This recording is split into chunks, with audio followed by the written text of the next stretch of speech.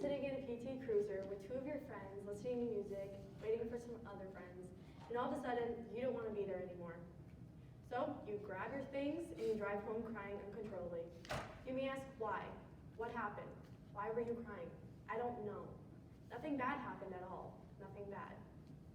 Today, I'm going to talk about what a mental illness is, my story with mental health, and ways to move forward when struggling. Mental illnesses are health conditions that consist of change of emotion, behavior, and thinking in everyday functions like work and family activities. For example, I did not want to be with my friends anymore that night in the car. I wanted to go home. I wanted to be by myself. I wanted to just lay in my bed and just decompress. I was tired, or so I thought I was.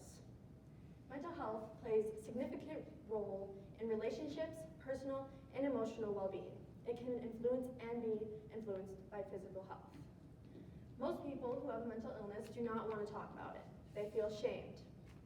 But it's an actual medical condition that can affect anyone and everyone. It can occur at any age, but about 3/4 of all mental illnesses occur by the age of 24, according to American Psychiatric Association. Most mental illnesses, according to the CDC, 1 in 5 Americans experience a mental illness in a given year. That's about 2 of you in this room, to put it into perspective. I'm not a doctor nor a psychiatrist, just someone that has gone through it. Now that I've talked about what a mental illness is, let's dive into my story with mental health.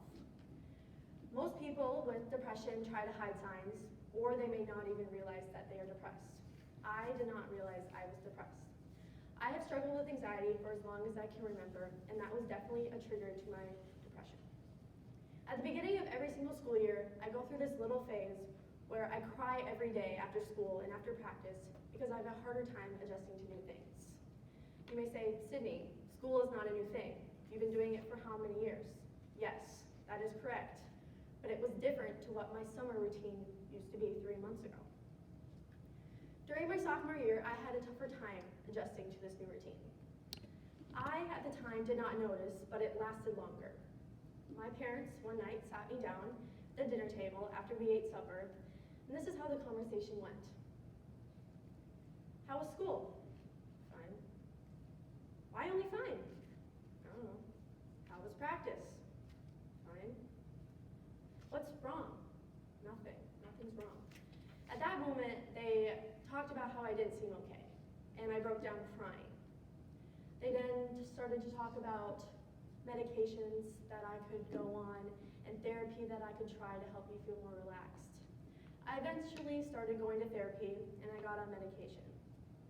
I was diagnosed with an anxiety disorder known as OCD. Now, my OCD is only minor.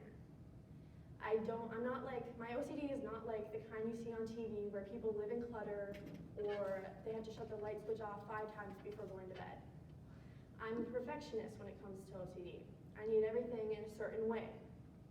I need to follow a schedule. I can't go with the flow, and I need everything organized and clean. Now that I've talked to you about my personal story with mental health, let's talk about ways that can help you move forward when struggling. Talking to someone that you're comfortable with is very important when it comes to mental health.